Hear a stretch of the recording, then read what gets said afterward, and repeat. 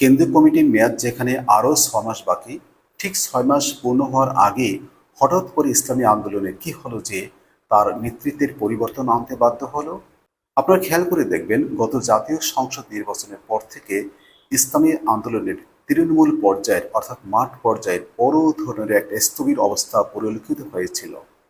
অনেক নেতৃবৃন্দের মধ্যে অনেক ক্ষোভ এবং অনেক কার্যক্রমে গতিশীলতা ছিল না, যার কারণে ইসলামী আন্দোলনের নেতৃবৃন্দ এই বিষয়টি ভালোভাবে আঁচ করতে পেরে মূলত একটা পরিবর্তনের ইঙ্গিত দিয়েছিল আরও বেশ কয়েকদিন আগে। তারই বাস্তব প্রতিফলন আমরা আজকে দেখতে পেলাম যে ইসলামী আন্দোলনের শীর্ষ পর্যায়ে বড় ধরনের পরিবর্তন শুরু হয়েছে। এবং এই পরিবর্তনের পিছনে বড় ধরনের একটি কারণ হচ্ছে ইসলামী আন্দোলন বর্তমান রাজনৈতিক প্রেক্ষাপটে তার গতিশীল কার্যক্রম এবং আরও দূরদর্শী সিদ্ধান্ত নেওয়ার ক্ষেত্রে দ্রুত পদক্ষেপের অংশ হিসাবে মূলত আজকের যে সিদ্ধান্ত নিল সেটি ইসলামী আন্দোলনের জন্য একটি দূরদর্শী সিদ্ধান্ত বলে গণ্য হবে।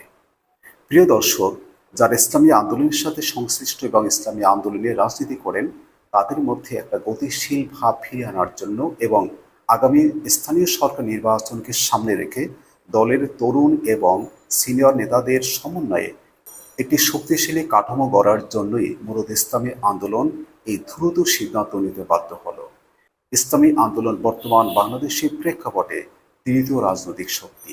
সেক্ষেত্রে এই তৃতীয় রাজনৈতিক শক্তির পক্ষে দলের কার্যক্রমে গতিশীলতা আনা এবং দলের নেতৃবৃন্দের মধ্যে উৎসাহ উদ্দীপনা সৃষ্টির মৌলিক লক্ষ্য পূরণ করার জন্যই মূলত কেন্দ্রে বড় ধরনের পরিবর্তন আনতে বাধ্য হলো ইসলামী আন্দোলন কর্তৃপক্ষ।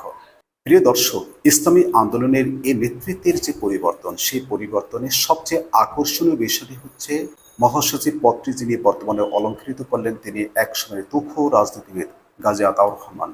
তার দূরদর্শী সিদ্ধান্ত এবং দূরদর্শী নেতৃত্বের সমন্বয়ে ইসলামী আন্দোলন আগামী দিনগুলোতে যে ভালো করবে সেটি বলাই বাহুল্য। ইসলামী আন্দোলনের আমির মুফতি মোহাম্মদ রেজাউল করিম একজন ভালো এবং দক্ষ রাজনীতিবিদ। তার নেতৃত্বে ইসলামী আন্দোলন বাংলাদেশ এখন যেভাবে সামনে এগোচ্ছে সেটি বাংলাদেশের রাজনীতিতে খুবই ইতিবাচক। বাংলাদেশের বর্তমান রাজনৈতিক প্রেক্ষাপটে ইসলামী আন্দোলন বাংলাদেশ যেভাবে সামনে এগোচ্ছে সেটি বাংলাদেশের রাজনীতির জন্য একটি ইতিবাচক ভাবধারা তৈরি করবে, এটি স্বাভাবিক।